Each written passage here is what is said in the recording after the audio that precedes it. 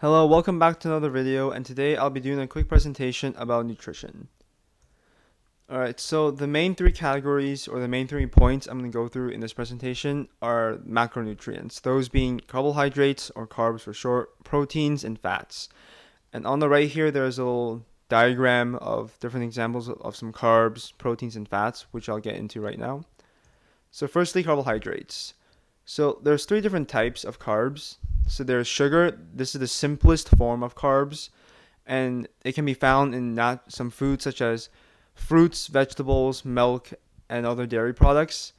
And types of sugars are like fruit sugars, table sugar, or milk sugar, which is lactose. However, added sugars can also be found in many foods, such as cookies, sugary drinks, or candy. Starch is considered a complex carbohydrate, and that's because there are many sugar units sort of linked together. And starch can be found in vegetables, grains, or beans and peas. And fiber is again another complex carbohydrate, and similarly, it can be found in fruits, vegetables, whole grains, beans, or peas. So I feel like carbs do get kind of a bad rep. Some people say that carbs are bad for you, and that if you eat carbs, you're going to gain weight and you're going to develop a bunch of health issues down the line. And I would say that this really depends on what type of carbs, and carbs itself isn't really just pure evil, and you need to avoid it at all cost. So 45 to 65% of calories is recommended that 45 to 65% should be from carbs, and this is from healthy carbs because the healthy carbs help fuel your daily activities, whether that be you're going on a jog, you're exercising, you're doing a math test. It is going to be the main fuel source for your body. But what people want to avoid is refined carbs, so say polished rice or flour, or other processed sugary foods. So top right image here, I have some examples of what healthy carbs look like. So there's whole grain breads, for example. Here's some vegetables and fruits. And on the bottom right here, there's an example of some unhealthy carb or refined carbs look like.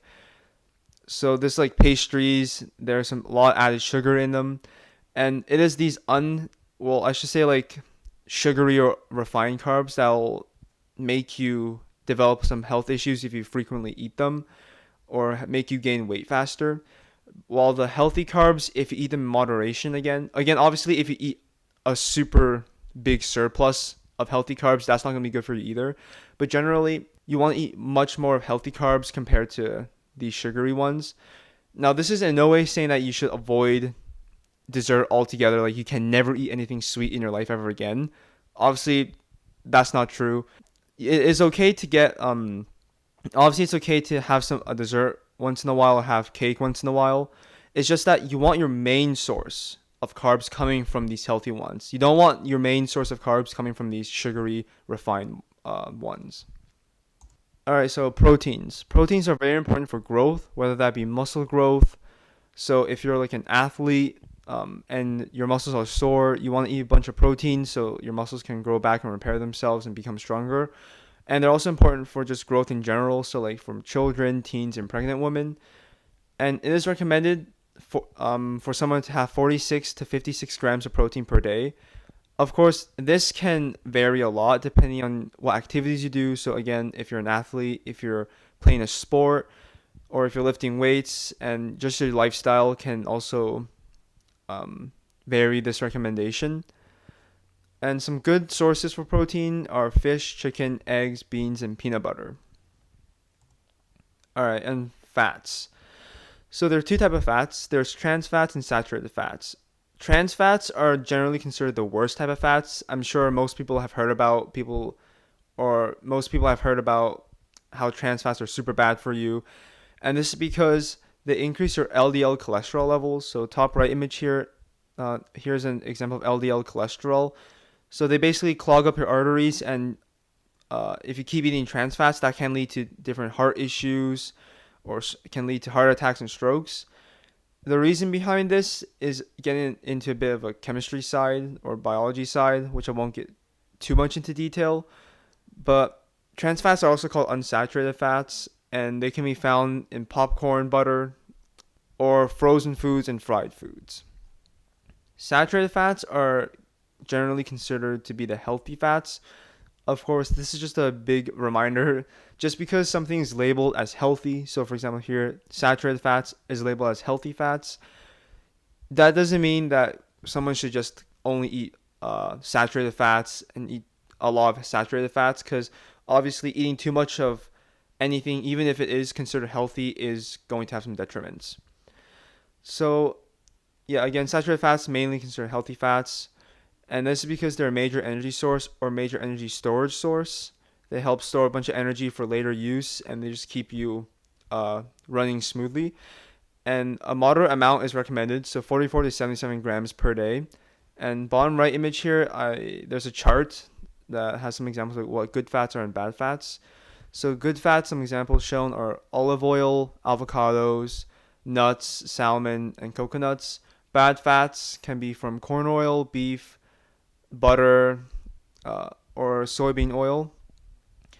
And again, I would recommend everyone watching this video to do their own research, because obviously this isn't just like the only good and bad fats. There's a whole bunch out there.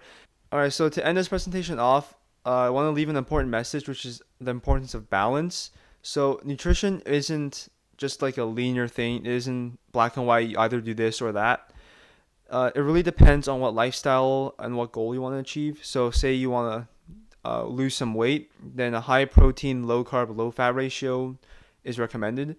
If you want to have a balanced lifestyle or balanced nutrition intake, then moderate protein, carbs, and fats are recommended. And then if you want to gain muscle, so like you're an athlete, you're working out, go on to gain muscle, high protein, high carbs, and low fat ratio is recommended. So again, this really depends on your lifestyle, but generally, it is recommended 45 to 65% of calories for carbs, 20 to 35% from fats, and 10 to 35% are from proteins. Another misconception another, I guess, thing that ties into all of this nutrition thing is calories. So, calories, I have also seen being sort of painted in a bad light. How if you eat a bunch of calories, it is really going to be bad for you. You're going to gain a lot of weight. You're going to develop health issues, and of course, eating a huge surplus of calories isn't going to be good for you, no matter where the source is. So, eating a huge surplus of healthy carbs, proteins, or a huge surplus of saturated fats, obviously that's not going to be good for you.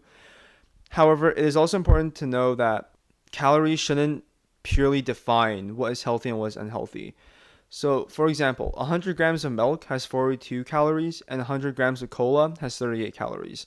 So, on paper, someone might say, oh, milk has more calories than cola, therefore milk is worse than cola, is more unhealthy than cola.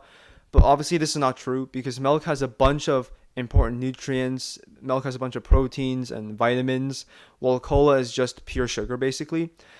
So so you're better off drinking milk than cola, even though it has a higher calorie count, because it's going to benefit your body more. It's going to contribute to a healthy lifestyle more than drinking cola. So it is overall important to know your macronutrients, know what you're eating, and don't let calories purely define what is healthy and what is unhealthy. All right, thank you for listening. If you have any questions, feel free to leave them in the comments. I'll try my best to answer them. And yeah, thank you for listening.